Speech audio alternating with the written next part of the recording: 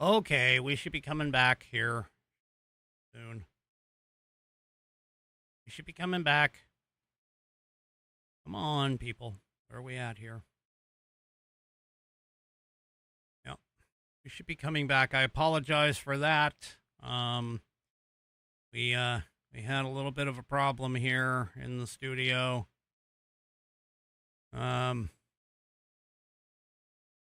Sorry about that. We should be back here. Let me kind of refresh here to see if it's coming back on its own or whatever. Come on. There we go. Come on. There we go. All right. Yeah, I lost internet connection. My apologies. Yeah.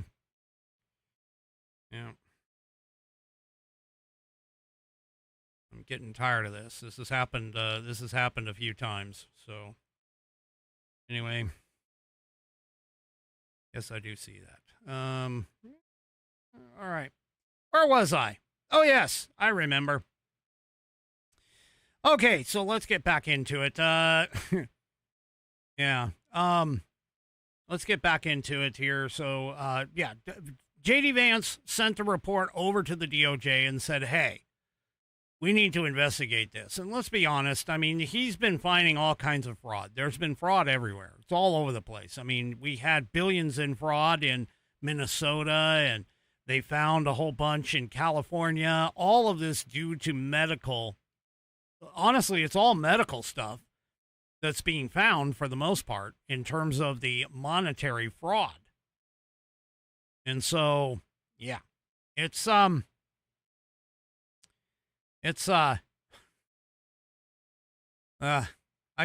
mean, I can't even imagine realistically how many billions of dollars, millions and billions, and maybe even all the way up into the trillions that have been lost over the years because of literally crappy oversight. Like nothing, like complete crappy oversight. And also, not to mention the fact that the Democrats keep wanting to give out more and more money because they expect the federal government is going to be your mama. The federal government is going to be your mama and daddy. They're going to take care of you. Yeah. Well, that ain't right at all.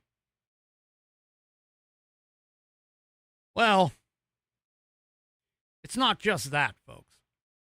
I mean, yes, Medicare, Medicaid, Social Security, all of these different government programs that are not part of Article 1, Section 8. You want to know what else is not part of Article 1, Section 8? Oh. Well, handing out money to other countries. That's right. Doing all these gifts, grants, everything to all of these other countries in this world. I mean, I understand the fact that we as Americans, we live in the land of plenty and we really should be, magnanimous about handing money out. I mean, we're living in the land of plenty. We're living the life that everybody else's poverty level is extremely below ours. Our poverty level, it would be rich in other countries, many other countries, almost half the world. And yet, we're still handing things out. For an example, the Biden administration, his Health and Human Services organization gave $80 million. But not for health and human services things, not for, protecting welfare or the welfare of children or something like that. No, he sent them to Islamist groups who have terror ties, according to this piece in Red State. So the State Department worked with World Vision to distribute $2 billion in global health foreign assistance, even though an Israeli court convicted the nonprofit's Gaza affiliate operations manager for sending up to $50 million to Hamas in 2022. Now, separately, the Health and Human Services Department provided nearly $80 million to 14 separate organizations linked to terrorism and extremism. I mean, you want to talk about the Southern Poverty Law Center doing exactly this? What do you think the federal government is doing? We're sitting here saying, oh, no. Here in America, no gain of function research. What do? We send $1 million or whatever it is over to China so they can do gain of function research. We've been handing money and support and supplies and all kinds of stuff hand over fist to Ukraine. Now, some people would argue the reason for that is so that Ukraine doesn't get, taken over by Russia, because let's face it. That was a lot of what happened after World War II, was the United States became the world police, and we started watching over the expansion of Soviet influence around the world. And that was part of the reason why we were doing a lot of the things that we were doing and why we're in the place where we're at right now. But all of that being said, people, none of that is in the Constitution. The Constitution doesn't say, hey, federal government, take U.S. taxpayers' tax dollars and turn them over to non-governmental organizations and send it all out to all these other countries and everything else. There is not one single entry in the Constitution that talks about that. Now, one can argue about the national defense, like, for an example, we're over in Iran. We're over in Iran, bombing the crap out of those people, taking care of their the Strait of Hormuz and everything else. Yeah, but that's a national defense spending object. That isn't going and just handing money over to other countries for nothing. That's it. Now, that, by the way, the Hamas money was in 2022. And here's some more. The Middle East Forum recently reported that 14 terror-linked and extremist organizations led by CAIR, C-A-I-R, collected nearly $80 million from the HHS through the Refugee Resettlement Health and Mosque Renovation Grants. What the hell are we doing? What are we doing here? We're spending money to move people around, to resettle them. These are foreign people, not American people, foreign people that we're moving money around, and we're rebuilding and renovating their mosques. I don't see a single American politician, not one, who is saying that we need to renovate our Christian churches here in the United States with taxpayer money. I don't see anybody doing that. I don't see anybody talking about that. I really don't. And honestly, it's it's a bit irritating to be completely clear. It's a bit irritating that they're doing this. It's ridiculous. Why? Why are we spending money? I thought the left really enjoyed the fact that there was this quote unquote separation of church and state. So why are we spending taxpayer dollars on the recovery of mosques? Why are we spending that kind of money on stuff? Yeah. Our health. Refugee status I can get. I mean, yeah, we kind of want to help, but really? Really? This is ridiculous. Totally and utterly ridiculous. Now, CAIR, C-A-I-R, has had a long history of ties to terrorism. The National Review has reported the organization might not actually drop bombs, but it has a history with Hamas, which is a terrorist group designated by the U.S. government.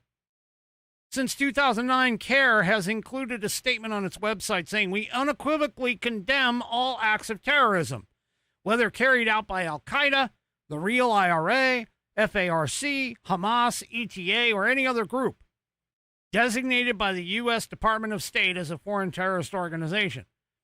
And that was in 2009. But in 2004, it settled a lawsuit that it said, which, by the way, was a lawsuit that it initiated, that acknowledged that statements made by an anti-CARE group were accurate, including that CARE is a terrorist-supporting front organization that receives some of their money from terrorists. Yep. There you go. I mean, this is ridiculous, folks. It's totally and utterly ridiculous. We are spending way too much money on stuff that we're not even allowed by the Constitution to be spending money on. Not a single one.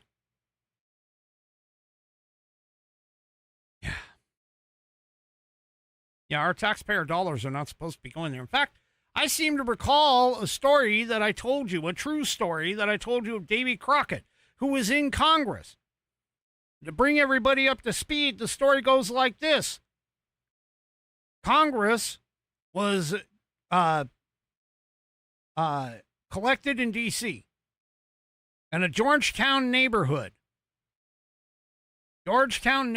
went up in flames, burned almost to the ground. Well, Congress got together and said, "Hey, you know what? We need to supply about $20,000, which back then was a lot of freaking money. But we need to supply our Georgetown neighbors with about $20,000." Daniel Boone voted yes. He was like, "Hey, yeah, of course, I want to help these people out." Well, he heads home to campaign for a second term, and he goes to this farmer's, he walks up to this farmer's field, because back then they didn't have, television ads and all of this stuff. And he goes over there and he's like talking to the farmer, and the farmer looks at him and says, "Well, as much as I like you, as much as you've been doing great things for this country," I'm paraphrasing, of course, "I'm not going to vote for you again." Daniel's like, "Why?" He's like, "You like me. You said you like me. Why?"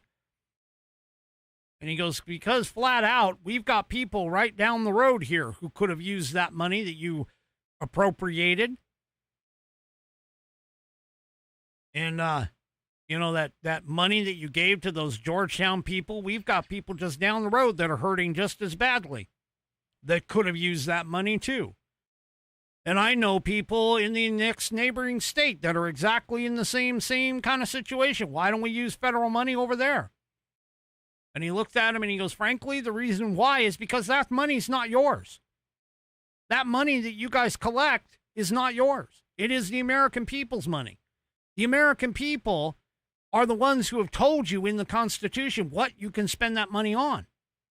And spending it on people's whose homes has burned down in Georgetown, and don't get me wrong, I mean, everybody falls on hard times, and when they do, they make you feel, it makes you feel bad. But you need to understand, you're in Congress. Congress's money is not your money. Congress's money is the taxpayers' money, and it is supposed to go to the items that the Constitution says it is to go to. And that's it. You can't just vote because you don't have any idea whether that dollar, and this is me now, whether or not that dollar came from somebody in Washington or Utah or Texas, and what do they need to spend it on? I don't want to spend my money on some mosque in, Egypt or something like that. That's not what my taxpayer dollars are for. My taxpayer dollars are to protect this country and spend money on the federal government's actions. That's it. And their actions are not rebuilding some mosque in some other foreign country. That's not what our federal government is supposed to be doing at all.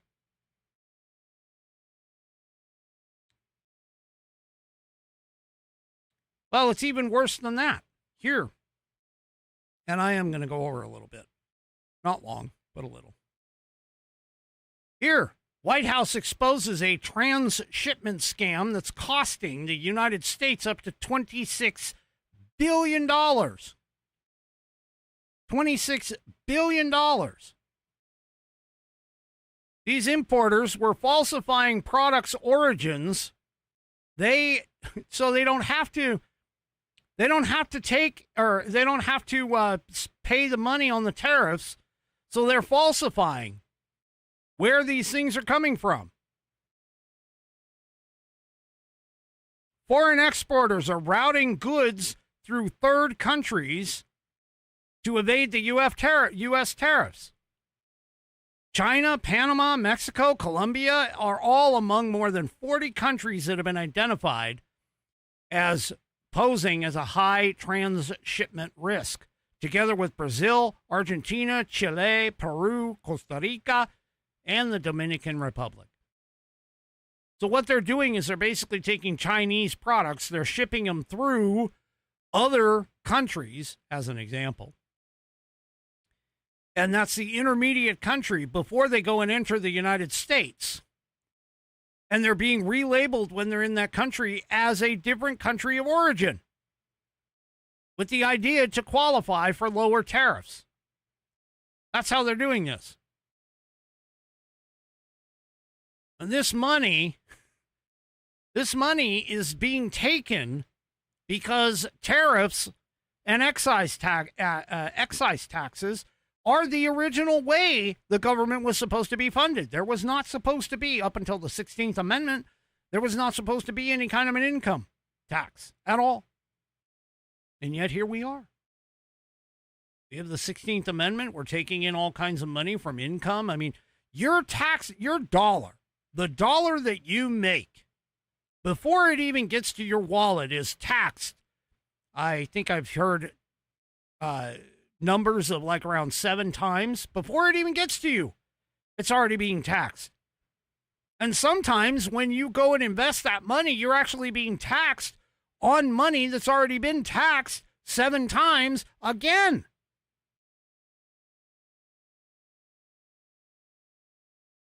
This is all things that have been going on and on and on and all around and everything else. I'm getting frustrated over this. I mean, this is ridiculous. You're being taxed on tax, and so on and so forth. And we're spending money like it's a spigot, an open spigot, and free and clear. And the Democrats don't care. The DSA, of course, don't care. DSA want everything to be government run. They want to grab the means of production, have it held by the government, and the government deals everything out to you. That's what it's supposed to do, according to them. Well, that's not the way our government is set up. That's not the way our government is supposed to operate. And we have allowed the federal government to grow outside of the constitutional boundaries that we have.